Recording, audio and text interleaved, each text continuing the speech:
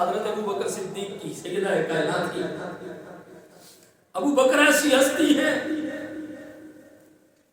کہ کائنات کے اندر ابو بکر سے عمر جیسا خوش نصیب شخص کوئی نہیں، کیونکہ بات حضرت ابو بکر صدیق کرنی اعلیٰ حضرت نے فتاوی افریقہ میں یہ بات لکھی ہے۔ قرآن مجید میں کہا ہے کریمہ ہے جس میں اللہ تعالیٰ نے فرمایا منہا خلقناکم وفیہا نعیدکم، اس مٹی سے تمہیں ہم نے پیدا کیا ہے اور اسی کی طرف لوٹ کر جانا ہے۔ آل حضرت نے اس آیہ کریمہ کے تحت ایک بات لکھی فتاوی افریقہ شریف میں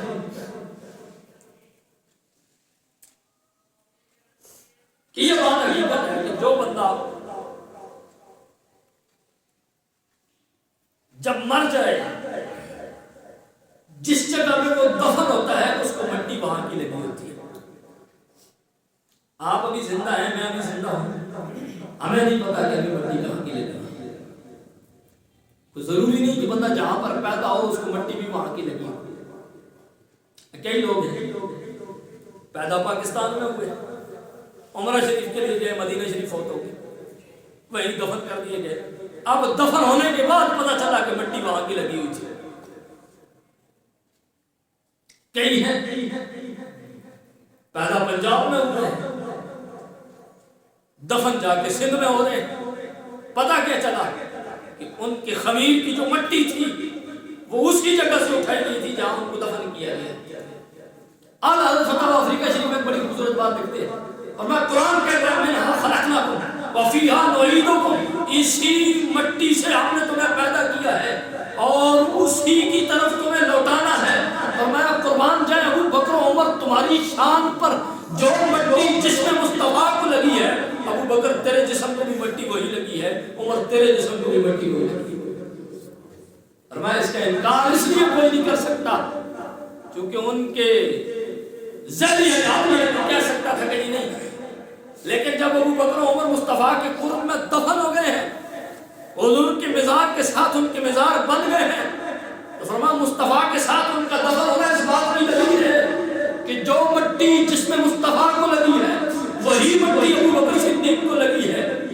اور وہی مٹی عمر فاروق کو لگی ہے۔ اب دوسرے لفظوں میں یوں کہیں کہ جس مٹی سے رب نے مصطفیٰ کو تخلیق کیا، اس مٹی سے جو مٹی بچ گئی رب نے اس سے ابو بکر بنا دیا، اور ان دونوں کے بننے کے بعد جو مٹی بچی ہے رب نے اس سے عمر کو بنایا ہے۔ اعلیٰ حضرت فرماتے ہیں اس سے پتہ چلتا ہے کہ جو مٹی جس میں مصطفیٰ کو لگی ہے وہی مٹی ابو بکر و عمر کو لگی ہے۔ اور اس سے بڑھ کر اور شان کیا ہو سکتی ہے، اس سے بڑھ کر اور مقام کیا ہو سکتا ہے؟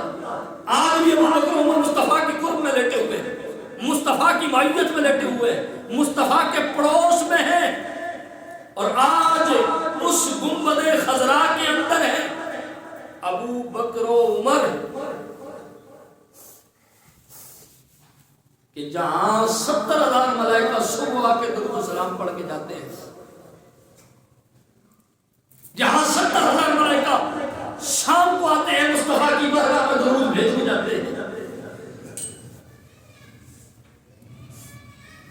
یا آپ اور میں قبرستان میں چلے جائیں، قبرستان کے باہر کھڑے ہو کے دعا کر دیں، ہماری دعا کا وہ ثواب پورے قبرستان میں تقسیم ہو جاتا ہے، سارے قبرستان والوں کو اس دعا کا ثواب مل جاتا ہے۔ تو فرشتے 70,000 جو صبح آ کے مصطفیٰ کے روضے پہ درود پڑھتے ہوں گے، 70,000 شام کو جو مصطفیٰ کے روضے پہ درود پڑھتے ہوں گے، ان کے درود پڑھنے سے جو روضہ مصطفیٰ پر رب کی رحمتوں کا نزول ہوتا ہوگا، تو کیا خیال ہے پڑوس میں لیٹے ہوئے حضرت عمر اور حضرت ابو بکر کو کوئی ثواب نہیں ملتا ہوگا؟ ان رحمتوں کا نزول ان کی قبروں پر نہیں ہوتا ہوگا؟ ایسا نہیں ہو سکتا۔ اسی لیے تو مصطفیٰ نے ان کو پڑوس میں لٹایا ہے کہ فرمایا دنیا والے ابو بکر و عمر کو جو مرضی کہتے رہے، میں نے اپنے سینے سے لگا کے رکھا ہے، جہاں رب کی رحمتوں کا نزول مجھ پر ہوگا وہاں ابو بکر و عمر پر آتا ہے۔ مصطفیٰ کے پڑوس میں ہے، مصطفیٰ کے قرب میں ہے۔ امام سیوطی نے شرح صدور کے اندر ایک روایت نقل کی ہے، فرمایا ایک عالم جس قبرستان میں دفن ہو، اس کے پڑوس کی قبریں جو ہوتی ہیں اللہ تعالیٰ اس عالم کی وجہ سے ان کی بھی بخشش فرما دیتا ہے۔ اگر کوئی نیک بندہ اللہ کا صالح ولی کو دفن ہو جائے تو اس کے پڑوس میں جتنی قبریں بنتی ہیں اللہ تعالیٰ ان قبر والوں کو بخش دیتا ہے۔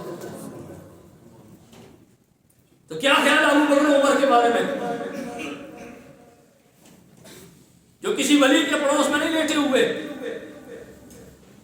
کسی عالم کے پڑوس میں نہیں لیٹے ہوئے،